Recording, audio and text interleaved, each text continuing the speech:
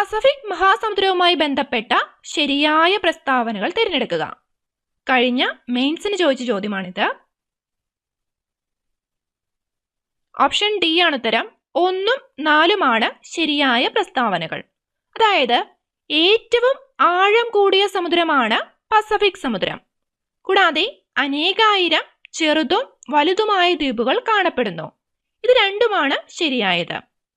മൂന്നാമത്തെ പ്രസ്താവനയിൽ കൊടുത്തിരിക്കുന്നത് ഭൗമോപരിതലത്തിന്റെ 1/6 വിസ്തൃതിയുണ്ട്. അത് തെറ്റാണ്. ഭൗമോപരിതലത്തിന്റെ 1/3 വിസ്തൃതിയുണ്ട്. ബാക്കിയെല്ലാം ശരിയാണ്. അടുത്ത ചോദ്യത്തിലേക്ക് വരാം. ഏതു വർഷമാണ് ഇന്ത്യ ദക്ഷിണ ഗംഗോത്രിയിൽ നിന്ന് തപാൽ ഓഫീസ് തുറന്നത്? ഓപ്ഷൻ ബി ആണ് ഉത്തരം. 1983 യൂറോപ്പിനെ ഏഷ്യയിൽ നിന്ന് വേർതിരിക്കുന്ന